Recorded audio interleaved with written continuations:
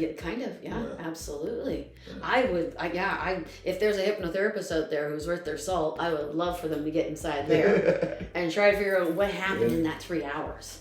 Yeah. Like who, what, when, where, why. I don't know if they would even allow you to know it. It might be so big that there's no way your brain could fathom it. If that makes sense. Because I notice that about some of these things. They're so enormous that we can't dumb it down into our brains because it's just so big. Well, that's just it. That's the reason why medical doctors, when they're introduced to a miracle, something happening, they can't question it. They have no clue. Well, it's everything. It goes against everything they know to be true as well. Exactly. Because I'm going to talk about what happened in 2016. I did a trip across Canada. Actually, I saw you in January, and you told me that you're going to be taking a trip this summer, and there's going to be things happening to you the subtle as a refrigerator falling in front of you. Never forget that. Because I had many refrigerators fall in front of me. I was just going to say, did a refrigerator actually fall in front of you? It was just like, what was it, on our second day of the trip, my dog and I, we were by ourselves. And Farrah. Farrah. And we just finished touring Barkerville. Oh, I've been there. Yeah, and we were staying in one of the little cabins. Oh. And I just finished praying and meditating, when all of a sudden, clear as a bell, my mother's voice came through and said, "Hello, Blair." Oh. And me, if I'd shut up, maybe she would have said more, but I blurted out, "When, hiya, Mom, how'd you like Barkerville?" and I was so ecstatic that I heard my mom's voice. And then the first thing I said, "Geez, can I tell anybody this?"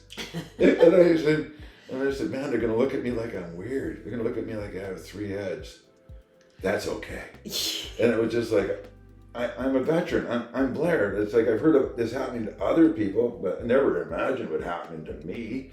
So it was good to have your mommy with you. Yeah, and so I was grateful for all my ancestral care. Mm-hmm. And then I was waking up every morning with new information, and it felt like I was drinking from a fire hose. I called up my friend in Ontario. I was in Manitoba, and I called up my friend in Ontario. I said, "I'm coming to see you." He lived in Niagara Falls, and I said, "Your granddaughter's in sick kids. I have to see her." And his granddaughter was born with a heart defect when she was born, and she'd had 4 surgeries, and the doctors said she needed a heart transplant, but she was too weak to go through the surgery. Wow.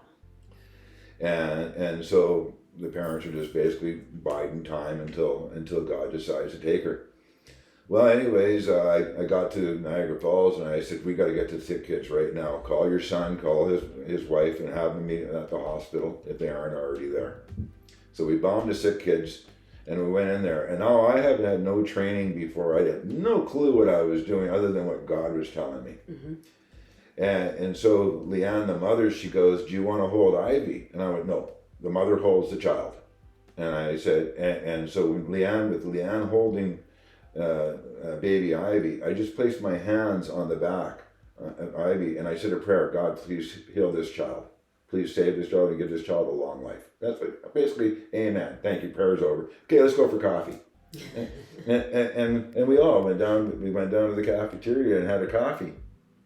And I said my goodbyes. Or actually, after I put my hands on that, I asked the father to come in and hug his wife and child. Okay. And then I hugged them. Okay. And then I came in and gave them a hug. And I said, "Bless this family, God." And that was it. I didn't really know what I was doing. That's it. And so 4 days, I left. And then 4 days later, I'm on the road, and I get a phone call from my friend. He goes, the doctors can't believe it. A miracle has happened. The baby Ivy's is going to get a heart transplant. She's green lighted for a heart transplant. They've asked my son, goes, "Who came in and saw your baby? Because we can't explain what's going on here." Wow.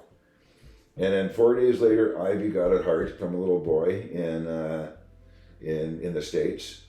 And then 7 days later, she went home for the very first time. And on May 1st, she just turned 10 years old. Wow. And she's a little tomboy. That's cool. Does she know you now? No, she knows of me. Of you, okay. But she doesn't know me. She knows of the strange man who put hands on her and healed her. Yeah. Yeah. And Mom and Dad has told her that. That's awesome. Yeah, because I was, and then on my return trip from Ontario, get a hold of a veteran that I'd counseled many years before. And I said, John, I got to come and see you. I have no idea why. So this is around dusk by the time I pull into his driveway, knock on his door, and I say, John, nice to see you. He goes, Blair, what are you doing here? And I said, it may sound a little creepy or whatever, but I was told to come here. And I said, you've got somebody in your house that needs healing. And his wife Ingrid screams, it's our daughter Samantha, Kimberly. She stopped growing when she was 13. Now she's 17. Wow. And she goes, and so she runs up and grabs this poor little girl and brings her out and like, hug this man.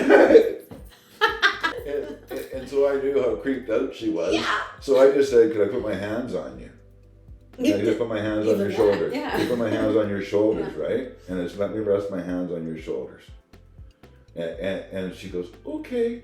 And so it was dusk, and like this, that's all I'm doing is praying for her, praying to God. And all I can hear Ingrid screaming, I see angels, I see angels. We were just being floated around, the angels were just floating around us. It was around dusk, right? Yeah.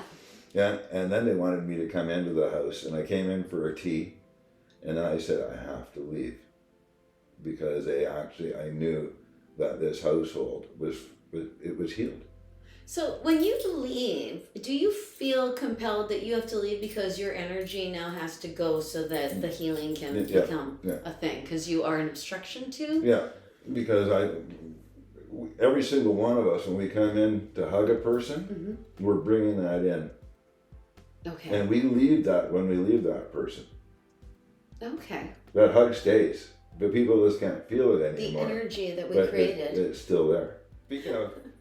Speaking of healing, when I was in 2009, I went to a treatment center in Guelph, Ontario called Homewood. And it was a co-ed place where men and women are on the same floor and all this sort of thing. And we were always told no hugging, no touching, that sort of thing, no fraternization sort of thing. And if you did, you were getting kicked out. Well, this woman, she had just finished her 5th electric shock treatment. And her name was Sarah. And she was walking down the hall and I was heading out. And I knew that I could get in trouble. But everything told me, you can't let this person pass you by.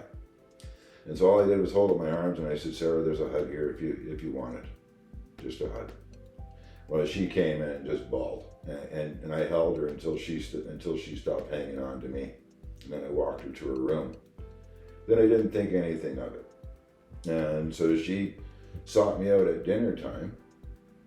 And so she always sat by herself. Now she sat beside me. And she goes, can I have another hug? And so I said, well, we're going to have to find a place to hug because it's illegal here. And so I found a place, gave her a hug, and she goes, you're the first person at breakfast in the morning. I was like, okay, yeah. And next thing you know, she was. And she asked for another hug. Then she went to her process group, and she was bright as a penny compared to where she was with the electric shock treatment, 5th electric shock treatment. And they're going, what happened to you? What happened to you? A miracle has happened. What's going on? And she threw me under the bus going, I hugged Blair. Did you get in shit? Well, and so I'm in my process group when I get hauled out of there. Yeah. And I get hauled into the big office with everybody there. And the first thing they said was, Sarah threw you under the bus. and told me what Sarah did, what Sarah said. And I was like, okay, I guess I'm packing my bags. And they went, no. We would actually, there's 15 people in her process group that want to hug you. I'm sorry, that's so awesome. Yeah, she goes, they saw the change in her. They saw the immediate change in her, overnight change in her. And so will you please go in front of the nurses' station tomorrow morning and hug these people? And I did. And one of the nurses, because the people wouldn't let go, the nurses timed it for 20 seconds a hug. Wow. And so the person would hug me for 20 seconds, they get right back in line again. Because they want more. Yeah, and they get right back in line again. And so the psych nurses are wondering what's going on. And these people they're going, okay, that's enough. And people are going, no, it's not. They were all rebelling against the nurses, going, no, I'm hugging this man again. Men and women. Wow. They were all men and women. And so the nurses got in line. And I hugged the psych nurse, and she said, you vibrated the whole time I was holding you. And I just looked at her and I said, I didn't feel a thing. I didn't feel that vibration, but they felt the vibration. Well, that psych nurse was probably a healer who became a psych nurse. Yeah, or something, but she felt the vibration I was giving off. I've had other people say the same thing. Yeah, it is a vibration. Yeah. It is like a low... Yeah. Like a heart. Yeah. And so that's why everybody voted me most likely to open a hugging booth. Okay, then that was going to be my next question. Did they change their policy after this? No. What? How could they not see that you were showing them that people need physical touch to heal? I was showing them that, but they would not change it after that. Oh, how sad. Yeah. So now it's reverted probably right back to where it was before you started hugging Sarah. Absolutely. Oh, sad. Oh, that saddens me. And I made a difference to the people that were there. Damn right you did. And then every person that they saw after that, they reiterated that difference, and then so on and so on. It's a Breck commercial. But still, the institution itself. But you know what? We have to go grassroots first. Get to the humans first, and then get to the institutions, because the institutions. And what do you do with grassroots? You plant seeds. Yeah. That's a good one. Yes, and it needs sunshine. And it needs sunshine, and water, and that's why you give it light. Yes. Yeah.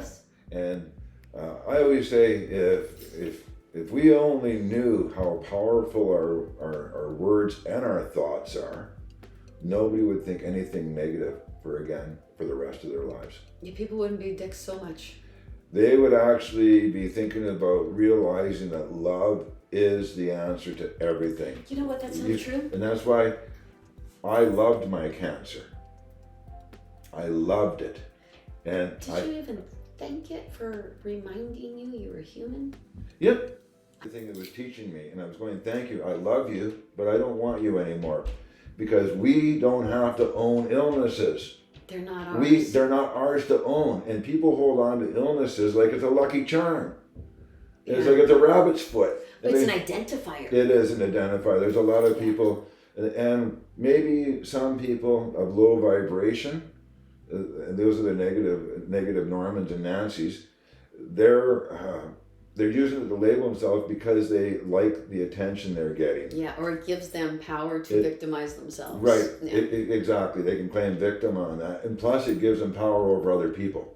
Yeah. And I think people even do it subconsciously. Yeah, they do. Not even realizing They don't even realize they're doing it. Yeah, moving into this illness as though it is... We are creatures that self-sabotage.